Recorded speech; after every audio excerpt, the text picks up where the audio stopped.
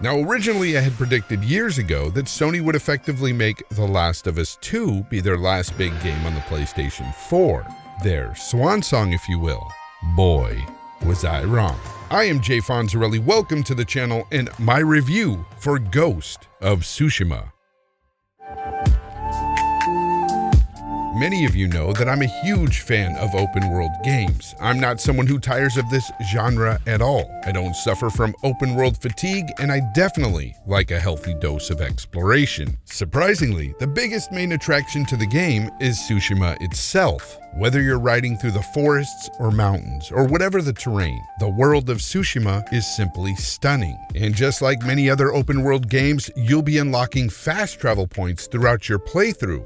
However, you may find yourself opting to travel on horseback instead, just to take in what Sucker Punch has given us here in terms of visuals. It's just that good. And speaking of getting from point A to point B, you're not just met with a simple waypoint system like an arrow or some line on the ground that gets you to your destination. No, here in Ghost of Tsushima, you are led by things like songbirds, foxes, and even the wind itself to guide you to your destination. It may sound strange at first, but it's a much simpler approach and a better, more immersive approach, I would say, than a simple arrow. Something as simple as this just doesn't break immersion as easily as, say, an arrow or some line on the ground. I just personally found it to be a better solution. Now, since we're talking visuals and game design here, I'd like to point out that there is a Kurosawa mode that pays homage to the classic Akira Kurosawa films. Now, this is essentially a black and white mode with heavy film grain. Now, I tried it for about 10 minutes and decided that it wasn't for me. I wanted to hop right back into that colorful world that Sucker Punch has given us here, and I never looked back. The animations, whether it be Jin's battle stances, sword swings, climbing, running, walking, etc., are all fine here. Nothing new or innovative. Definitely not the best, definitely not the worst. We're definitely not talking Naughty Dog or Rockstar level of animations here, but solid nonetheless. Seriously though, folks, Sucker Punch should be very proud of what they've accomplished here with game design. Visually speaking,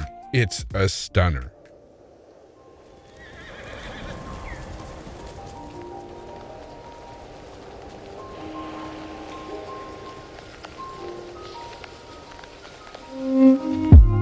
Sound in Ghost of Tsushima is wonderful. Everything from the rustling tall grass to the creaking trees to the birds chirping in the wind and to that man I just stabbed in the throat who's gurgling on his last breath. The sound mix here brings this world to life. And the added soundtrack here by these two composers, who I will put their names up on the screen because I don't want to butcher them. Right there they are. Basically just taking what already was a great sound design and sprinkling a heavy dose of extra feel-good on top. In my opinion, one of the best soundtracks this generation. Now, if I had to nitpick sound design here, it would have to be the voice work and not necessarily the acting, because that's pretty darn good, especially coming from its main villain in the game. Now, the Mongol Lord himself is played by Peter Gallagher, and I gotta tell you, he creates this character that you'll love to hate, which is always a great sign of acting chops. Now, the main protagonist, Jin Sakai, is played by this man here, whose name I don't want to butcher. He did a stellar job with the voice acting as well, and it's not the voice acting I have an issue with. It's actually the lip syncing. It's not perfect, and I think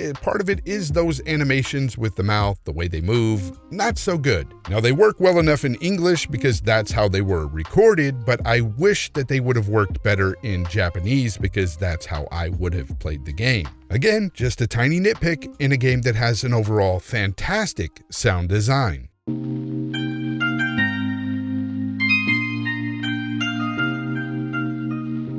Now, when it comes to the gameplay, to describe this game to someone who knows nothing about it and have to relate it to another game he or she may have played, I'd say it's a little like today's Assassin's Creed games, like Origins or Odyssey. Just replace, ancient Egypt or Greek mythology and weaker storylines with samurai warriors, Mongols, better combat, strong sideburns, and a main story that's just, well, better. For me, a really good story in a game can really drive gameplay. And even the side missions in Ghost of Tsushima are pretty darn good, and they all seem connected to the main story. Now, we're not talking Witcher 3 level of side missions here, because no other game has side missions like Witcher 3. but they are pretty good. Now, some of them can get repetitive after a while. You will do some of the same side missions over and over, but it just doesn't really drain on you. At least it didn't for me, and that's because I love the gameplay loop in Ghost of Tsushima. The main story itself is really, really good. Now, without any spoilers, this is a fictional tale where you play as protagonist Jin Sakai on Tsushima Island defending against the very real Mongol invasion of 1274. And that's all I'm going to give you. It's a really good story, and you have to experience this for yourself.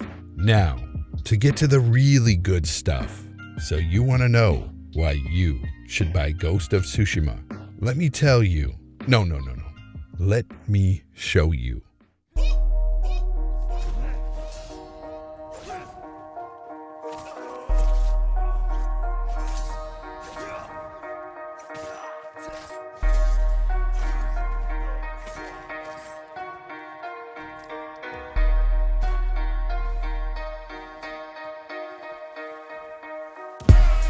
Oh, that sweet, sweet combat. The best blade-to-blade action combat I have ever felt in a video game.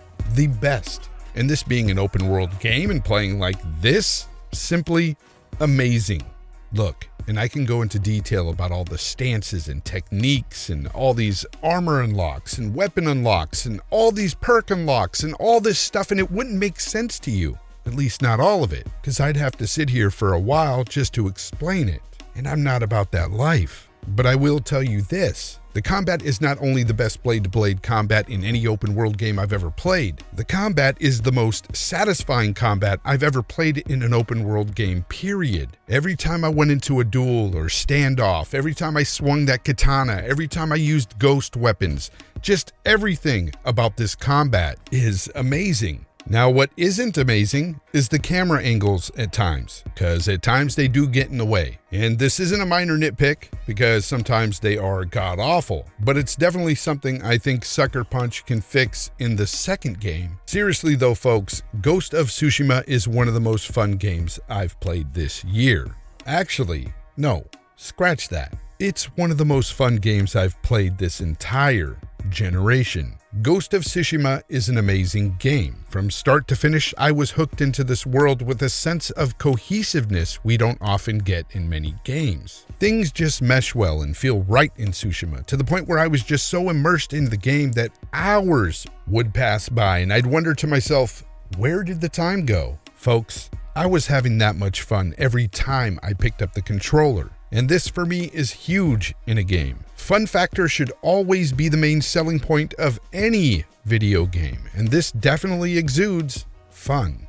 Ghost of Tsushima is definitely one of those games you run out and buy a PlayStation for, and a fitting end to an already fantastic generation for Sony. Ghost of Tsushima is definitely their swan song. If you own a PS4 and have not played the game yet, what the hell are you waiting for? Go out and get the game or download it, play the game. This is an easy must-play. Folks, the game may not be perfect, but it is awesome. Sony's got another killer IP on their hands, and I'm just gonna say it. Ghost of Tsushima is easily my game of the year.